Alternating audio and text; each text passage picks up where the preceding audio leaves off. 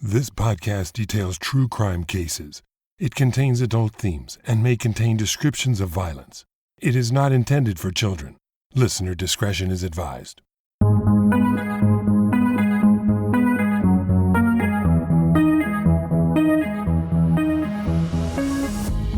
Thank you for joining me for today's episode of Once Upon a Crime. We're in the series Body of Evidence, where I share stories of crimes that were solved and the perpetrators convicted even when the victim's body was never found. In this last episode, I'll detail the story of two women, both murdered, or believed to have been murdered, by the same man. Both had thought they'd met the man of their dreams and married him, but would later find themselves living a nightmare with an abusive, possessive, controlling, and cruel husband. Both would end the relationship only to find that the real nightmare was just beginning. One would be found dead under mysterious circumstances. The other would go missing, never to be seen again. It would appear that Drew Peterson would get away with murder twice, but would ultimately be brought to justice due to a surprising twist. This is Chapter 3 of Body of Evidence, the disappearance of Stacy Peterson.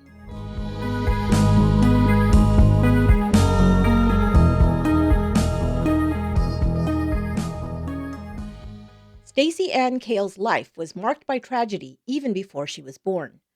Her early years would prove to be no less marked by a continued set of losses for which there seemed to be no explicable reason. Born on January 20th, 1984, Stacy's mother, Christy Marie Cales, would be 8 months pregnant with her when she would lose her first child in a tragic house fire. Her older sister Jessica, whom Stacy would never know, died at just 2 years old before she could be rescued when the Cales' home caught on fire. Just weeks later, Stacy was born.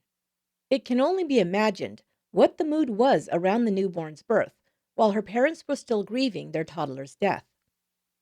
Anthony and Christy Cales would have another daughter just a few years later.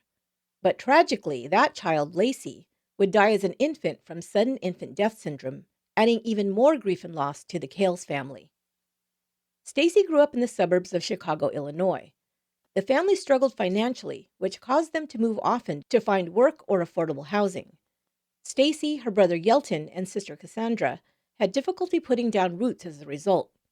Stacy and Cassandra would become especially close, always relying on one another for someone to talk to and confide in.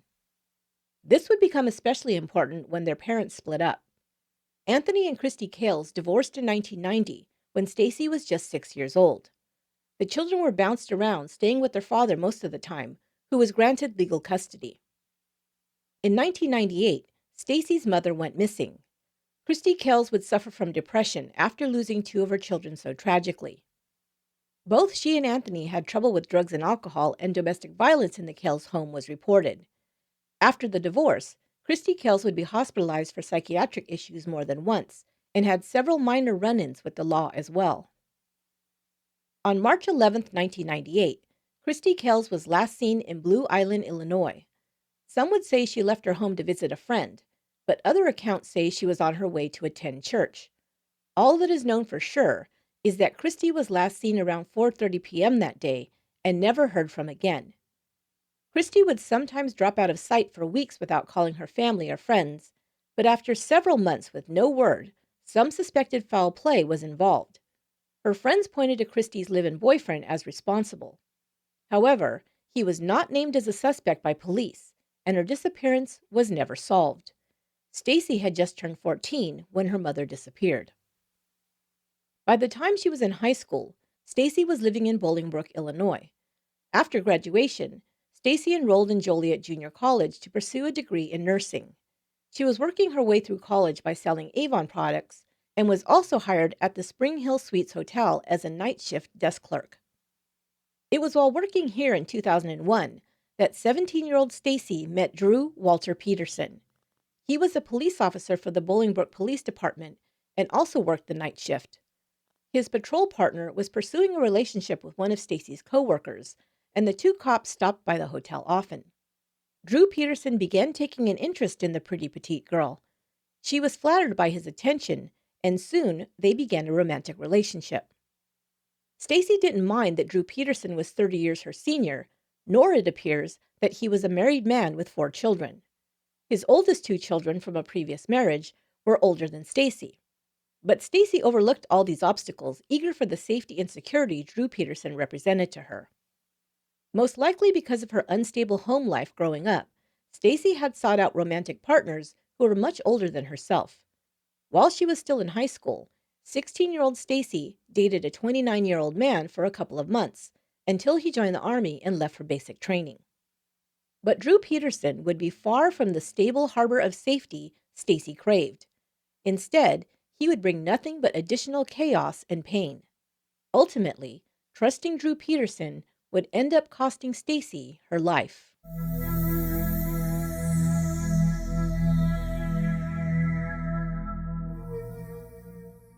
Drew Walter Peterson was born on January 4th, 1954, and grew up in Willowbrook, Illinois. After graduating from Willowbrook High School, Peterson joined the Army. He attended military police training in Virginia before returning to Illinois, where he was hired as an auxiliary officer for the Will County Sheriff's Department. He would spend 30 years in law enforcement, rising to the rank of sergeant in the Bolingbrook Police Department. Peterson would be recognized as Police Officer of the Year in 1979. By the time Peterson met Stacy Kales, he'd already been married and divorced twice and was on his third marriage. 2 years after graduating high school, Peterson married his high school sweetheart, Carol Hamilton. Their marriage lasted just 6 years. Carol learned, as all his wives and girlfriends would, that Peterson had a wandering eye. His first wife discovered he was having an affair and filed for divorce. When the divorce was granted in 1980, Drew and Carol shared custody of their two sons, Stephen and Eric. 2 years later, 28-year-old Drew married 23-year-old Vicki Rutkowitz. Together, they opened a business, a neighborhood tavern. Vicki would later testify that during their 10-year marriage, Peterson was controlling and abusive. She said that her police officer husband had threatened that he could kill her and make it look like an accident, which would become an oft-repeated threat by Peterson. He began seeing another woman, Kathleen Savio, while married to Vicki. His second wife filed for divorce in 1992. 2 months after their divorce was finalized, Peterson married Kathleen. By this time, a pattern had emerged in Peterson's life. He'd quickly enter into marriages, then just as quickly begin extramarital affairs with younger women. With each succession, the women grew younger. Vicki had been 5 years Peterson's junior. There was a 10-year difference between Kathy and Drew. The couple had 2 children together. Thomas was born in 1993 and Christopher in 1994. Peterson was now the father of 4 boys from 2 marriages. By all accounts, Peterson was a doting father who loved his boys and enjoyed spending time with them when he wasn't away at work or too busy juggling multiple women. This pattern would continue into his third marriage as well. Drew Peterson began each new relationship by turning on the charm to land his latest love interest. But as soon as the couple married, a new side to him would emerge. Peterson became extremely controlling and rabidly jealous as each of his relationships progressed. Perhaps because he was a law enforcement officer used to wielding power on his job, Peterson expected to rule with the same kind of authority at home. He wanted complete control over every aspect of his personal life, including the couple's finances, how the children were raised, and even who his wife was allowed to associate with and what she was allowed to wear. When he wasn't obeyed, Peterson would fly into a rage, threatening his wife and terrorizing her. Kathy Savio was an educated and self-confident woman. She resented Peterson's controlling behavior and didn't keep her feelings to herself. This led to frequent fights and arguments in the home. While still trying to control his wife Kathy, Drew Peterson had already begun an affair with Stacy. Drew would leave Kathy for Stacy, but continued to try and control his ex by dictating the conditions of their divorce. He was fighting Kathy's request for child support, the visitation schedule, and the control of their financial assets. Peterson was making a good salary as a police officer and could easily have compensated his soon-to-be ex-wife fairly. But he, number 1, didn't like being told what to do, especially by a woman, and 2, had already begun a new life with Stacy. Peterson took the attitude that his ex-wife was simply a burden. He no longer wanted her, so why should he be bothered to provide her with anything, was his attitude. As Kathy's attorney fought for her interests, Peterson became more enraged. He took it out on Kathy by showing up at her home and threatening her. He ignored the visitation schedule to share custody of his children. Kathy often had to track him down when the boys were with him. He would show up hours late, or not at all, to return the children to Kathy. Peterson also dragged Stacy into this chaos. He'd make sure to bring her along when picking up his boys, prominently flaunting his young girlfriend in front of his jilted wife. He enjoyed humiliating Kathy, calling her names, and just being a first-class jerk whenever she was forced to interact with him. The divorce proceedings dragged on, with Peterson becoming more angry and belligerent, not wanting to give an inch. He decided his best bet to get Kathy to back off her demands was to threaten and terrorize her even more. Between 2002 and 2004, when their divorce was granted, police were called to Kathleen Savio's home 18 times. These domestic disturbance calls were responded to by the officers who worked alongside Sergeant Drew Peterson himself. Somewhat predictably, no charges were ever filed. Kathy's sister, Susan Doman, would report seeing marks and bruises on her sister's body during this time. Kathy had shared with Susan that one night she awoke to find Drew in her bedroom. He was dressed all in black and held a knife to her throat. Kathy documented every instance of abuse, threats, and violence by Peterson in writing. When she realized she would never get the Bolingbrook Police Department to charge one of their own with domestic violence, or even make him stay away from her, she decided to go to the Illinois State Police. On November 14, 2002, Kathy wrote a letter to Will County Assistant State's Attorney Elizabeth Prevail, outlining Drew Peterson's threats and abuse. She wrote of her fear that her ex-husband would kill her. Peterson was contacted and interviewed, but it seems he was able to convince the authorities that he and Kathleen Savio were just going through a messy divorce. He said she was jealous of his new relationship and trying to get revenge by making false accusations. "She's crazy," he reportedly told the state's attorney. Why records weren't reviewed to prove how often the Bolingbrook Police Department had responded to domestic disturbance calls at the Peterson residence to back up Kathy's claims is unknown. Kathy seemed to become resigned to the idea that nobody would help her. She became convinced her ex was planning to kill her and told her sister, "Sue, I have this feeling like I'm not going to make it. Drew told me he's going to kill me and make it look like an accident." Kathy made her sister promise that if anything happened to her, she would take care of her children. Just months later, Kathleen Savio would be found dead.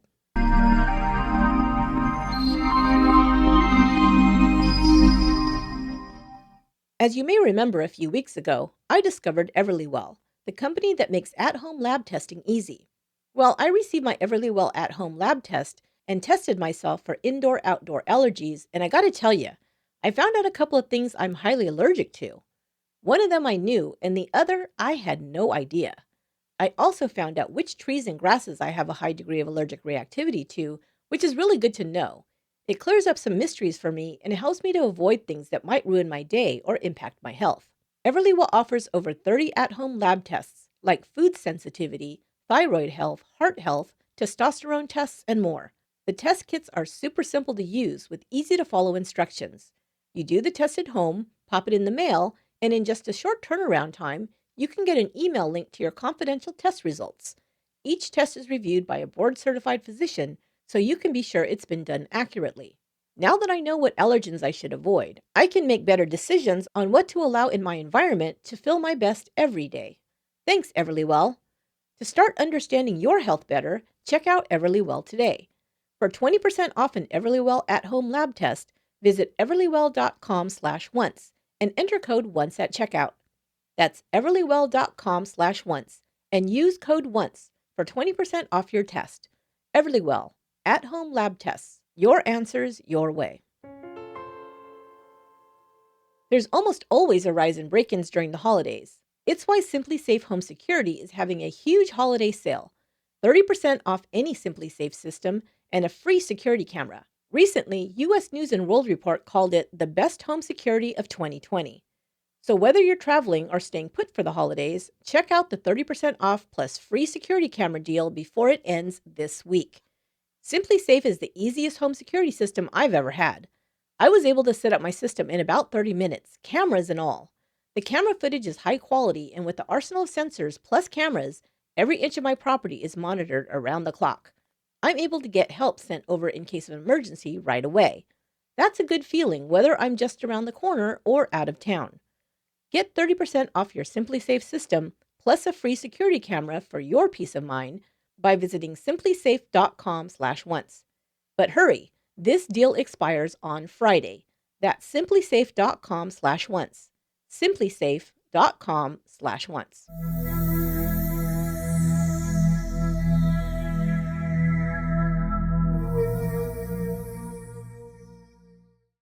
Stacy Kells was looking to Drew Peterson for safety and security, but instead was dragged into the middle of his bitter divorce. Still, she believed she was in love with him and also quickly fell in love with his two boys. Thomas and Christopher were just 8 and 9 when she entered their lives. Peterson treated Stacy well at first. She'd always barely skated by financially growing up, but now Drew provided everything she needed: clothing, a car, and a roof over her head. He took her on trips and out to nice restaurants and showered her with gifts. Stacy thought she'd met the man of her dreams. They talked about marriage, and Stacy was thrilled that he wanted to spend his life with her. But first, he said, he had to convince Kathy to settle their divorce quickly so they could tie the knot. But in the spring of 2003, while the divorce was still pending, Stacy discovered she was pregnant. She gave birth to their son Anthony in July. On October 10th, Drew and Kathy's divorce was granted. 1 week later, on October 18th, Stacy married Drew Peterson. She was 19, he was 49. Stacy Peterson's life fell into a predictable pattern.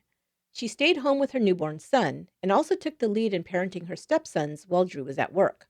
Stacy enjoyed being a mom more than anything else. If there was anything to mar her domestic bliss, it was that Drew was still battling with Kathy. Their marriage had legally ended, but the distribution of assets was not yet resolved. Drew was growing increasingly hostile at the idea of sharing with his ex-wife any part of what he considered his assets. Stacy and Drew Peterson had been married for 5 months in February of 2004. Peterson was scheduled to have his boys over the weekend of the 27th. That Friday evening, Drew and Stacy picked up his children from their mother's house. Peterson was not scheduled to work that weekend, and they spent Saturday together at home. On Sunday, Drew took Stacy and the boys to visit the aquarium. At about 8 p.m., the time the boys were scheduled to return to their mother's house, Drew drove them home. He knocked on the door, but there was no answer. After a few minutes of knocking, he decided to return home with the boys. Drew called Kathy's house several times that night and then the next day, but again, she did not answer. He was scheduled to work on Monday and left for his shift about 5 p.m. While on duty, he decided to stop by Kathy's house once more. When she still didn't answer, Drew knocked on her neighbor's door. He'd been friendly with them before he and Kathy split. He told them what was happening and said he needed to call a locksmith to see if they could gain entry into the house. The door was finally unlocked, and the neighbors went inside while Peterson remained in the front yard. He heard a scream and ran into the house, where Kathy's body was found in the master bedroom bathtub.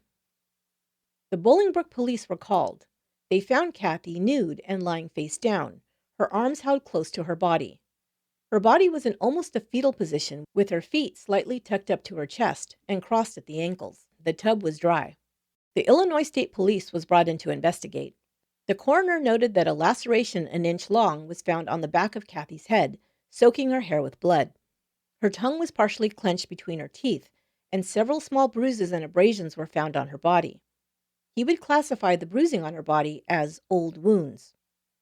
A 6-person coroner's jury was impaneled to hear the details of Savio's death to determine if a crime had occurred. Kathleen's family was called to testify. They told the jury that Kathy had feared her ex-husband and that he would benefit financially from her death. With Kathy now dead, the entirety of the marriage assets would remain with Peterson. Illinois State Police investigators told the jury that they, quote, had no reason to suspect a homicide, unquote. Kathleen Savio's death was determined to be as a result of accidental drowning, and the case was closed. Not long afterward, Peterson would produce a handwritten will dated March 2, 1997, and signed by both himself and Kathleen. It stated that upon either person's death, they would leave their assets to the other. Kathy's divorce attorney would report that his client told him she never had a will. What Drew Peterson considered the biggest problems in his life, sharing custody of his children and dividing his assets with his ex wife, disappeared when Kathleen was found dead in her home in what was ruled an accident. Her family was convinced that Drew Peterson was responsible for her death. They had Kathy's own words to lead them to that conclusion. "He's going to kill me and make it look like an accident," she had warned them. Now it had come true, and it appeared that Drew Peterson may have gotten away with murder.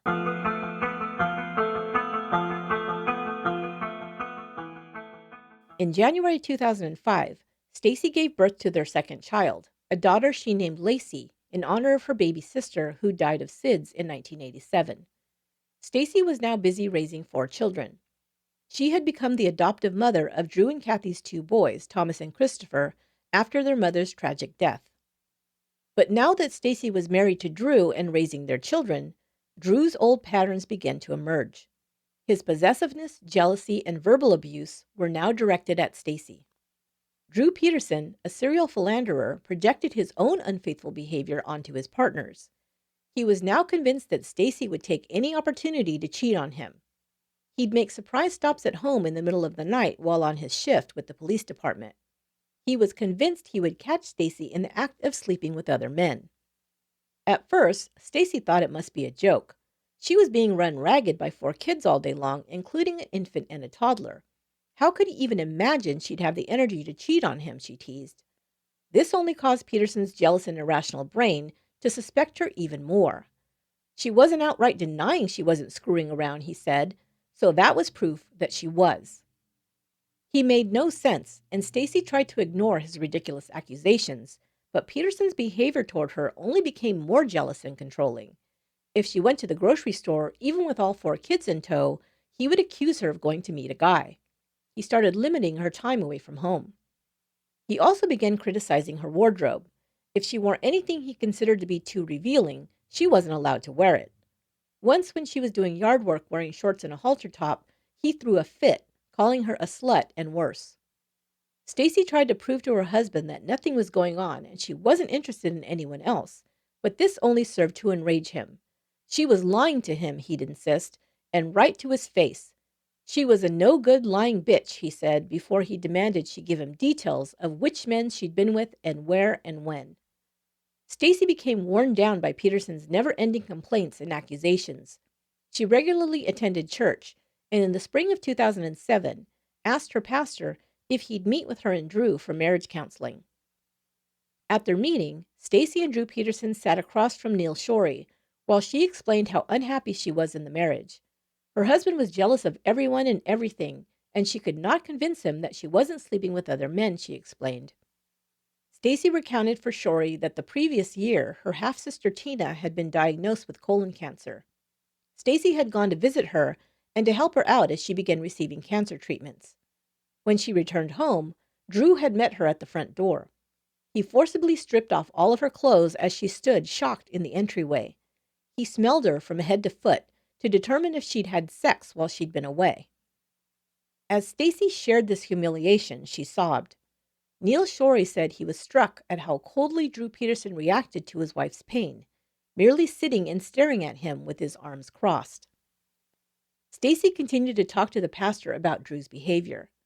Tragically, her sister Tina succumbed to cancer, dying in September of 2006 at the age of 31. She and Drew attended the funeral together. Afterwards, the family gathered together for a reception. Stacy and Tina's husband, devastated over her death, hugged one another in consolation. Drew immediately stomped up to Stacy and accused her of sleeping with her dead sister's husband. Everyone was shocked at his behavior, and Stacy was humiliated once again. When they returned home, he badgered her for hours, trying to get her to admit that she was sleeping with her brother-in-law. Stacy, already spiraling into depression from all the harassment she'd had to endure from her husband and the loss of her sister, finally had had enough. She knew she'd have to find a way to leave her husband.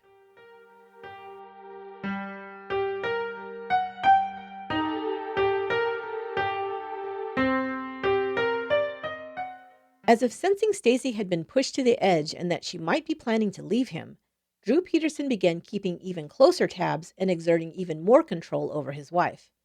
In 2007, Stacy Peterson looked thin, exhausted, and depressed. She spoke often with her sister Cassandra, her neighbor Sharon Bykowski, and her pastor Neil Shorey. She told them how unhappy she was in her marriage, and by that fall, she was talking about wanting a divorce. Peterson had begun threatening Stacy, telling her if she ever tried to leave him, he'd kill her. She did not take his threats idly. When her sister asked why she didn't go to the police, she answered, "When you're married to the police won't help you." In early October, Stacy's Aunt Candace Aiken visited from California. They went on an errand together, but before returning home, Stacy sat in a parking lot with Candace and told her all about what Drew had been putting her through and how much she wanted out of the marriage.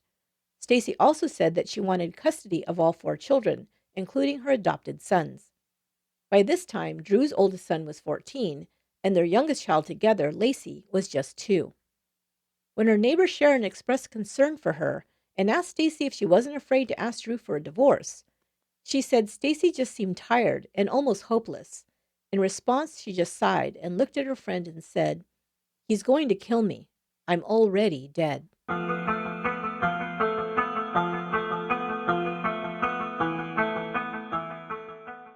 On October 26, 2007, Stacy Peterson asked her husband Drew Peterson for a divorce. She had already packed up boxes of his clothes and began preparing for him to leave. That day, she also called a divorce attorney, the only one Stacy knew, the one who'd represented Kathleen Savio in her divorce against Drew. The attorney was surprised to hear from Stacy, who asked him questions about filing for divorce. She also asked him if it was possible to take the children out of state. Her Aunt Candace lived in California, and I suspect Stacy might have been thinking of moving there to get as far away from Peterson as possible. The attorney told her it would be difficult to win permission from the court if Drew contested it, but it wasn't impossible. He then asked if she wasn't afraid her husband would retaliate if he heard her talking to a divorce attorney. He'd been on the other end of Drew Peterson's wrath himself and thought the man was slightly unhinged. The attorney was also one of the many who believed Peterson had had a hand in Kathleen's death. Stacy told him that she had a cell phone that her husband didn't know about, and he wasn't home. A few minutes later, he heard Drew Peterson yelling in the background, and the phone went dead. Stacy Peterson would never call the attorney again.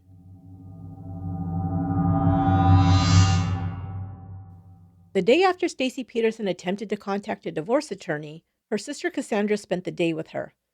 She didn't leave Stacy's house until about 11:30 p.m. They made plans to meet the following morning, on October 28th, at 10 a.m. Cassandra was supposed to paint, and Stacy was going to help. The next morning, when Stacy didn't show up as scheduled, Cassandra called her house. Drew answered. It sounded as if he'd just woken up, Cassandra said. This wouldn't be unusual, as his shift normally ended around 5 a.m. Peterson told Cassandra that he and Stacy had argued, and she'd left to visit her grandfather. Peterson would later say that he'd returned home from his shift about 5:30 a.m. They had gotten into an argument, and Stacy told him she was going to visit her grandfather and would be back later. He'd then fallen asleep. The children woke him around 10 a.m. to tell him their mother was gone. He gave them breakfast and stayed with them until about 1 p.m. Peterson said he'd then left to run some errands, leaving the 2 older children to watch the 2 younger. That afternoon at 2 p.m., he called into work to take the night off.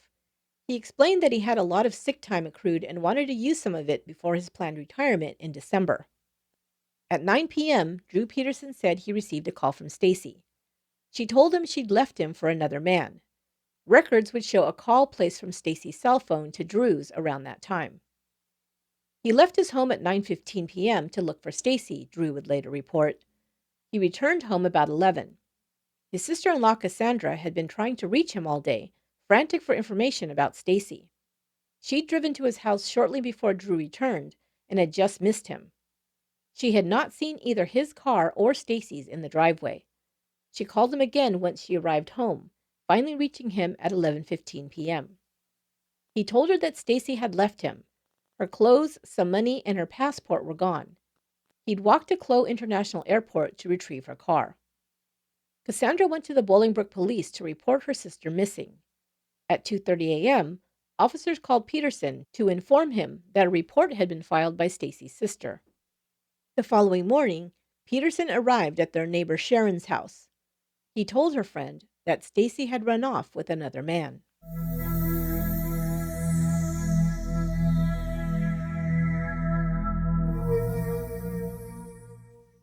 No one who knew Stacy Peterson believed her husband's story that she'd taken off with another man and had left her children behind.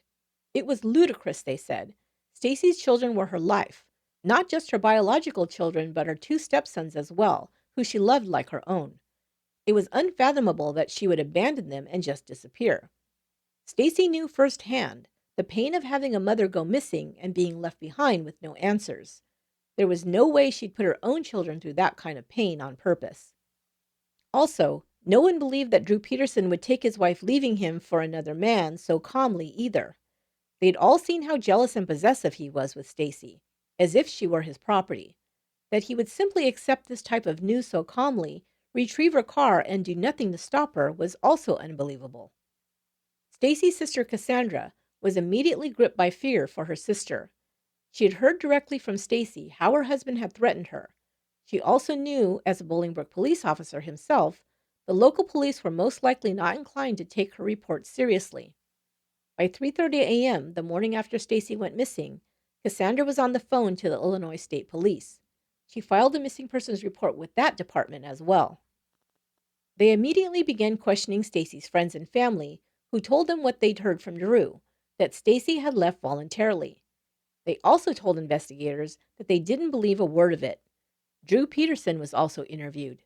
He cooperated and gave the same story to them that he had to everyone else. He allowed them to look around his home, but nothing seemed out of place. He also allowed them to search his SUV, but drew the line at giving permission for them to enter Stacy's car. A widespread search began within the first 48 hours. There are a series of canals around Bolingbrook. Search teams led by team leader Roy Taylor began combing the ground and these waterways on foot and by air. Tracking dogs were also employed. As the search got underway, investigators continued to interview all those who knew either Stacy or Drew Peterson. They heard that Stacy was afraid of her husband and was convinced he would try to kill her if she left him. People also shared with investigators that they believed that Peterson's third wife's death had been no accident. They told of their suspicions that Kathleen Savio had been killed by her ex-husband. The state's attorney had the file on Savio's case pulled for review. Then investigators got a phone call about an attempted suicide that had occurred on the night after Stacy was reported missing. Thomas Morphy, Drew Peterson's stepbrother, had been admitted to the hospital after attempting to take his own life by overdosing on prescription pills. Not long before, he had called both a friend and his girlfriend. Morphy was very distressed and despondent and had told them he thought he may have just helped his brother get rid of his wife Stacy's body.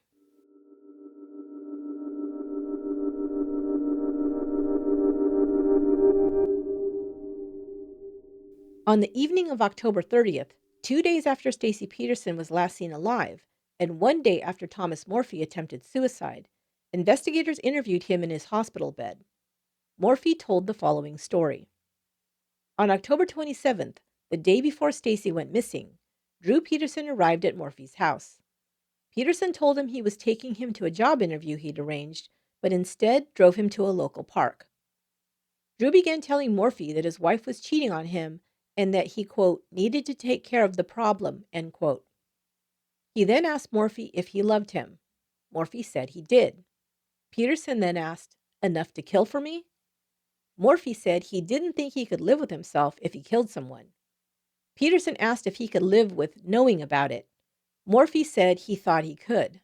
Peterson then drove his stepbrother to a storage facility where he told him to rent a unit. But Morphy was turned away because he didn't have proper identification with him. Peterson then drove him home. A few hours later, Morphy called his stepbrother and told him he couldn't be involved in whatever he was planning.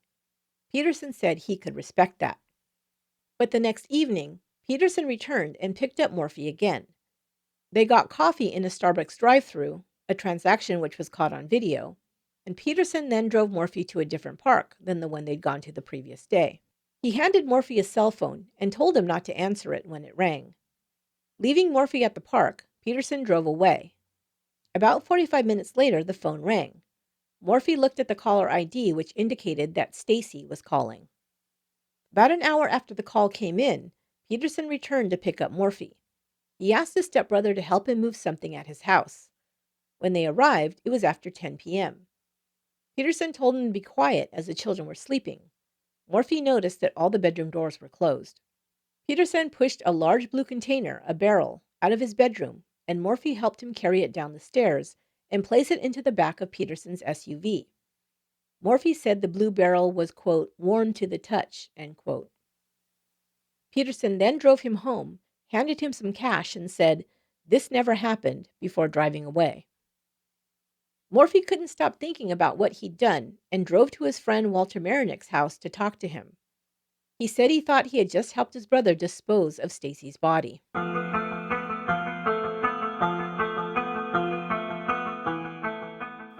The next day, Morphy called Peterson. He was extremely upset and told Peterson he wanted to hang himself. Peterson told him not to worry, that everything would be okay, before hanging up. Morphy began drinking heavily before calling another brother. His brother advised him to call the FBI. Morphy, very agitated now, hung up. His brother called 911 to ask for paramedics to be sent to Morphy's house. They arrived soon after he'd swallowed the pills and rushed him to the hospital, most likely saving his life. The following day, Peterson arrived at Morphy's house and his girlfriend told him about the suicide attempt. He went to the hospital to talk to his brother. Morphy would tell police investigators that he didn't remember much of what was said during that meeting, as he was still quite woozy. Soon after Drew Peterson left the hospital, investigators arrived and interviewed Morphy, who confessed to what he knew. Morphy was offered immunity by the Will County State's Attorney, James Glasgow, to testify against his stepbrother. But another person would come forward with more information about Drew Peterson's activities. Neil Shorey, Stacy's pastor, would share with investigators a private conversation he'd had with Stacy back in August of that year. Shorey said that Stacy had tearfully confessed to him that she knew her husband had killed his former wife, Kathleen Savio. On March 1, 2004, Stacy had awoken when she heard Drew return home after midnight. She went downstairs and saw him in the laundry room. He was wearing black clothes from head to toe and carrying a duffel bag. When she asked him where he'd been, he answered, "You know where I was."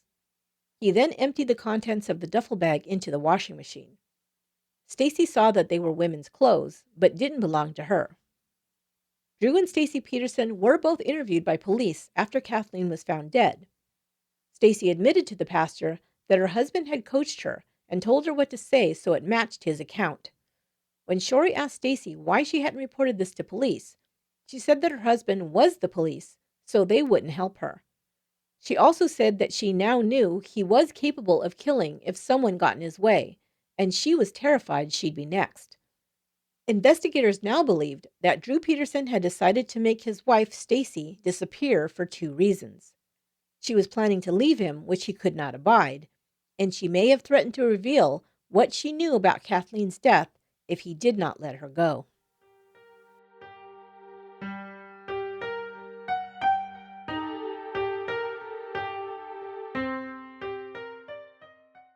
Drew Peterson was officially named as a suspect in Stacy's disappearance, but thus far, no sign of her had been found. State's Attorney James Glasgow also reopened an investigation into Kathleen Savio's death. Peterson was suspended from the police force without pay, while another unrelated investigation was being conducted by Internal Affairs. But on November 12th, Peterson handed in his letter of resignation to the Bolingbrook PD, just shy of his 30th anniversary with the department, and one day before he was to meet with Internal Affairs. The chief of police refused to accept his resignation, knowing he was trying to skate on the serious job-related violations being leveled against him. The commission would later rule they had no choice but to accept his resignation, taking him out of the reach of the Internal Affairs investigation. Peterson was still eligible to draw a pension of over $72,000 in annual benefits. But he now had a bigger problem. On November 13, 2007, Kathleen Savio's body was exhumed from the Queen of Heaven Cemetery. Two separate forensic pathologists would conduct autopsies on her body. Kathleen's family had hired Michael Bodden, a well-known and respected medical examiner from New York City. He would conclude that Kathleen had died of drowning after a struggle. His examination revealed bruising and abrasions to Kathleen's back, torso, and face, inconsistent with a fall in a bathtub and a single blow to the head. He also found deep bruising on her chest muscles, as well as one near the front of her hip bone. The bruising was so deep it had gone all the way to the bone. This, Bodden said, would be consistent with being held over the tub, facing down, while her head was held under water. Her legs could have also been forced against the wall of the outside of the tub, causing the hip bruise. He determined Kathleen's manner of death to be homicide. The second independent pathologist hired by the state also ruled Savio's death a homicide. While the state built its case against Drew Peterson for Kathleen's murder, the search for Stacy Peterson continued. He had not yet been charged with the crime, and news outlets had come in droves to report on the missing young mother and the allegations that Drew Peterson was responsible for both her disappearance and his former wife's death. Instead of staying hidden from sight to avoid the press, Peterson appeared to revel in the attention. He not only gave interviews to news reporters, but also agreed to appear on programs like The Today Show and Larry King Live. Reporters and photographers camped outside of his home for more sound bites. Peterson treated it all like a joke, hamming it up for the cameras. He smirked while insisting that Kathleen had died as a result of an accident, and Stacy had abandoned him and her children to go off with a mystery lover. Finally, on May 7, 2009, Drew Peterson was arrested and charged with the murder of Kathleen Savio. He pled not guilty and was held on a $20 million bond. Prosecutor James Glasgow now revealed that the state had uncovered evidence that Peterson had previously attempted to hire a hitman to kill Kathleen. Glasgow criticized his predecessor in the state's attorney's office for doing what amounted to nothing to investigate Kathleen's murder. While Drew Peterson sat in jail awaiting trial, his oldest son, Stephen, who'd followed in his father's footsteps and become a police officer, was dismissed from the Oak Brook PD for obstructing the investigation into his stepmother's disappearance. Investigators claimed that the day after Stacy Peterson went missing, Drew Peterson gave guns to his son to hide for him, as well as over $200,000 in cash. Peterson's defense attorneys also tried to block a television movie based on his case from being aired. They were unsuccessful, and the Lifetime Network movie, Drew Peterson Untouchable, aired in January 2012. It starred Rob Lowe as Drew Peterson and Kaylee Cuoco as Stacy. Peterson's trial for the murder of Kathleen Savio began on July 31, 2012, more than 9 years after her death. Records Kathleen had made and conversations she'd had with others about the abuse inflicted upon her by Peterson, as well as his threats to end her life and, quote, make it look like an accident, helped make the prosecution's case. Neil Shorey testified about what Stacy Peterson told him about the night Kathleen died. Peterson's attorneys objected to this testimony, saying it was hearsay, but the judge allowed it to be heard. On September 6, 2012, Drew Peterson was found guilty of first-degree murder. Glasgow made a statement to the press immediately after the verdict was announced. He's a thug, the prosecutor said about Peterson. He thought he could threaten people because he had a badge and a gun, and nobody ever took him on. We took him on, and we won. On February 1st of 2013, Peterson's motion for a new trial was denied. Kathy's family read victim impact statements in court. Peterson, allowed to take the stand to make a statement before sentencing, bellowed, "I did not kill Kathleen," before giving a long, self-pitying statement protesting his innocence. He was sentenced to 38 years and sent to the Menard Correctional Facility.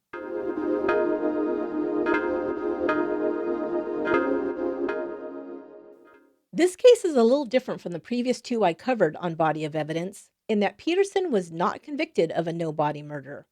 Stacy Peterson has never been found, nor has Peterson yet been charged in her disappearance.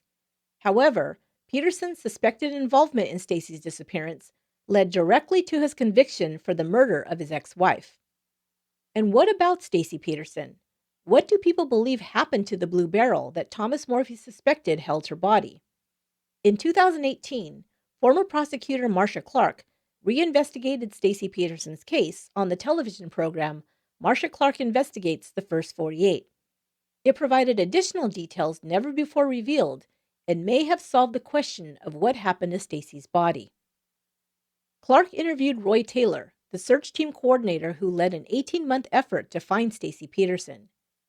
He believed that Thomas Morphy was telling the truth about the blue barrel that he helped Drew Peterson remove from his home.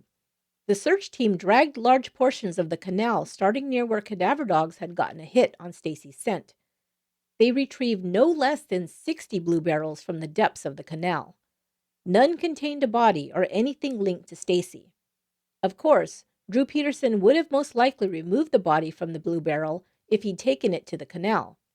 As we learned in the Anne Marie Fahey case, it's very unlikely the barrel would have sunk in water. Taylor and his team then hired a nonprofit group to conduct an underwater sonar search. A sonar image of what appeared to be a woman's body was seen on the bottom of the canal 19 days after Stacy went missing. The image was then given to the state police. Instead of sending a team to try and locate and retrieve what may have been Stacy's body, they passed it along to another sonar team hired by the state. They discarded the image and declined to take further action. The first team tracked the image for 4 days as the body continued to move out into deeper water. On the 5th day, the image disappeared. Taylor explained to Marcia Clark that as a body decomposes, it becomes more buoyant as the body's natural gases build up inside it. He speculated that the wake from a tugboat could have pulled the body out further, and its 6-foot propeller blades may have chopped it into pieces. The search team did find pieces of a chopped up blue barrel in a part of the canal that had not yet been dragged. At this point, the search of the canals ended. Then, a barge crew was sent out to clean a large area of debris in the canal. The crew found a body, or what was left of one. Several large pieces of bone were found, including a pelvis, spinal bone, and a scapula. It was also reported that underwear manufactured by Victoria's Secret was found on the body. Stacy's sister verified that the clothing article was a brand and size that Stacy wore. The search team returned to the canal where the first bones were found and were able to recover even more. A tibia and humerus bone were found. The tibia was sent to a forensic pathologist in Will County, who identified it as belonging to a female. Taylor then contacted the Illinois State Police. The state police had been less than cooperative with the search team, according to Taylor. He said he'd had difficulty from day one getting them to share any information or even respond to his calls for assistance. Taylor gave over custody of the humerus bone to the state's forensic lab. When results finally came back and were shared with Taylor, he was informed that it was their determination that the bone belonged to a male, not a female. Furthermore, their report stated that the women's underwear had been found near the body, not on the body. How they could determine this, seeing as they were not the ones who conducted the search or discovered the bones, is beyond me. Finally, the state police reported that they had DNA evidence identifying the individual whom the remains belonged to. However, they would never make this identity public, nor did they confirm or deny for Stacy's family that the remains belonged to her. However, Roy Taylor believes that it was Stacy Peterson's remains that were found in the canal. But we can't be sure of this.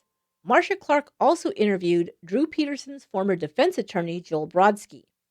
When asked what he thought happened to Stacy, Brodsky answered, "I know what happened to Stacy."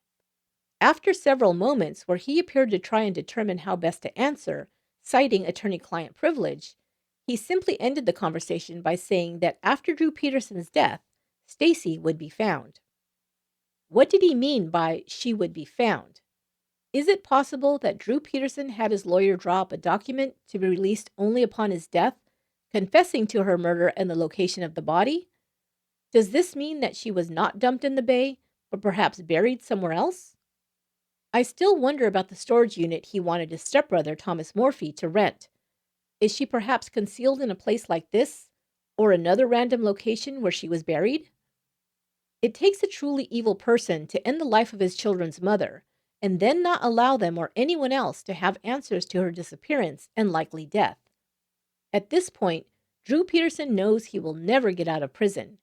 He'd lose nothing by telling the truth now. Except, of course, the knowledge that he's still the only one who knows exactly what happened to Stacy Peterson.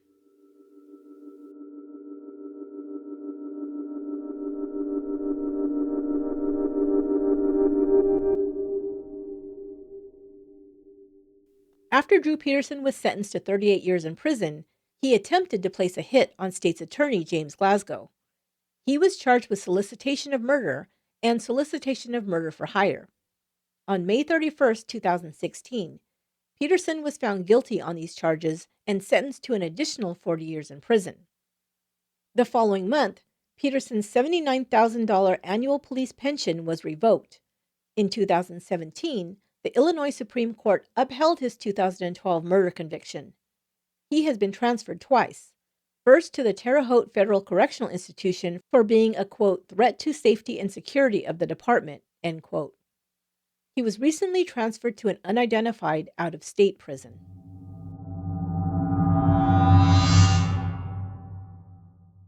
Finally, what happened to Stacy and Drew Peterson's children? In total, Drew Peterson had 6 children from 3 marriages. His 2 oldest children with Carol Hamilton, Stephen and Eric, were adults when their father was charged with murder. Eric had been estranged from his father for several years. Stephen, who I mentioned earlier, had become a police officer and was later fired for withholding evidence after Stacy went missing, moved into Drew and Stacy's home to raise the 4 younger siblings, Thomas and Christopher, Kathleen Savio's sons, and Anthony and Lacey, Stacy's children. Kathleen's sons were 15 and 16 when Peterson was arrested. Anthony was just 6 and Lacey 4. As Kathleen's sons became young adults, they went out on their own to attend college or begin careers. In 2017, Stephen Peterson was still raising his 2 youngest siblings, who were in middle school by that time. Stephen believed, or made himself believe for years, that his father was innocent in the death of Kathleen and the disappearance of Stacy. He now admits his father probably murdered both Kathleen and Stacy. That will do it for this episode of Once Upon a Crime. It's your last chance to get tickets to CrimeCon House Arrest, which will stream live this coming Saturday, November 21st. You can visit me and a whole bunch more of your favorite podcasters on our virtual podcast row, as well as take part in workshops, experiences, and view presentations by Josh Mankiewicz, Keith Morrison, Paul Holes, and Dr. Michael Bodden, who made an appearance in this episode. Get your tickets and more information at crimecon.com/housearrest, and I'll see you there. Once Upon a Crime is written, produced, and edited by me, Esther Ludlow. Our research and production assistant is Lorena Garcia, and original music is by Aaron Michael Goldberg. Until next time, be good to one another.